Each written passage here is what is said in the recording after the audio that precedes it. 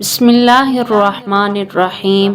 حضرت ابو ہریرہ رضی اللہ تعالیٰ عنہ روایت کرتے ہیں کہ ایک مرتبہ ابو جہل نے ارادہ کیا کہ اگر وہ آپ صلی اللہ علیہ وسلم کو سجدہ کرتے دیکھے گا تو آپ صلی اللہ علیہ وسلم کی پیشانی کو رگڑ دے گا۔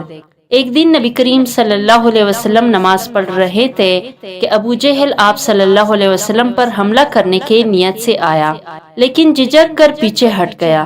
لوگوں نے اس سے پوچھا کہ تجھے کیا ہو گیا؟ تو اس نے کہا کہ میں نے دیکھا میرے اور محمد صلی اللہ علیہ وسلم کے درمیان آگ کی خندق حائل ہے۔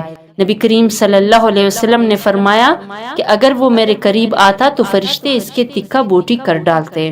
خیبر میں سلام بن مشکم یہودی کی بیوی زینب بنت الحارث نے بکری کی بنی ہوئی ران میں زہر ملا کر حضور نبی کریم صلی اللہ علیہ وسلم کی خدمت میں پیش کیا۔ نبی کریم صلی اللہ علیہ وسلم نے پہلا ہی لقمہ اٹھایا تاکہ ہاتھ روک لیا اور صحابہ کرام اجمعین سے فرمایا کہ گوشت مت کھاؤ کیونکہ اس نے مجھ سے کہا کہ اس میں زہر ملایا گیا ہے۔ زینب یہودیہ کو بلا کر پوچھا گیا تو اس نے اپنے فعل بد کا اقرار کر لیا۔ ہجرت مدینہ کے موقع پر جس شب کو نبی کریم صلی اللہ علیہ وسلم نے ہجرت کا قصد کیا، کفار مکہ نے چاروں طرف سے کاشانہ اقدس کا محاصرہ کر رکھا تھا کہ جو ہی نبی کریم صلی اللہ علیہ وسلم گھر سے نکلیں گے ان پر بیک وقت حملہ کر کے نعوذ باللہ انہیں ختم کر دیا جائے۔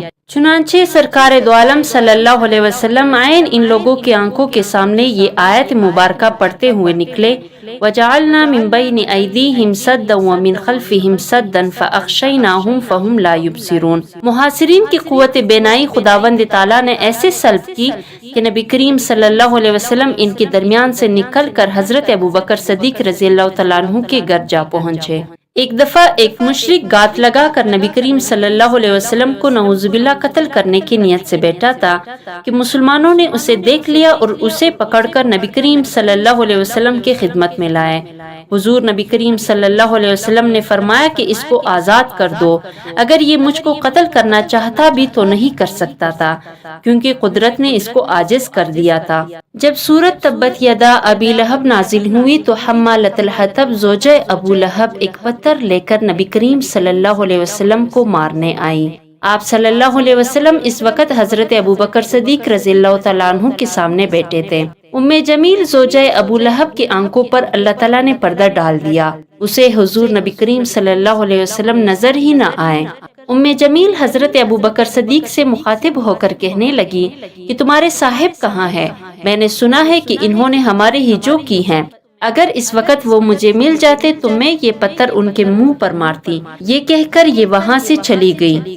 غزوہ احد کے موقع پر جب حضور نبی کریم صلی اللہ علیہ وسلم پر ہر طرف سے تیروں اور تلواروں کا مینہ برس رہا تھا، دو سفید پوش فرشتے آپ صلی اللہ علیہ وسلم کے پاس کھڑے ہو کر دشمنوں کے یلغار کو روک رہے تھے۔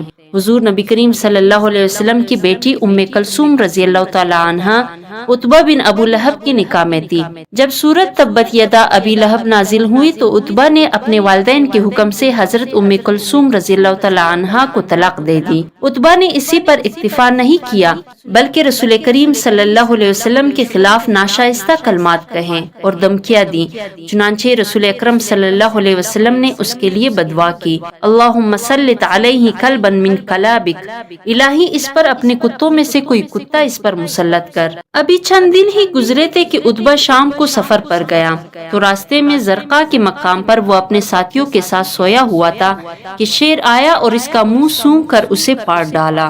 حضرت ابوبکر صدیق رضی اللہ تعالیٰ عنہ سے بعض لوگوں نے دریافت کیا کہ کیا اسلام لانے سے پہلے آپ نے حضور نبی کریم صلی اللہ علیہ وسلم کی نبوت و رسالت کا مشاہدہ کیا تھا؟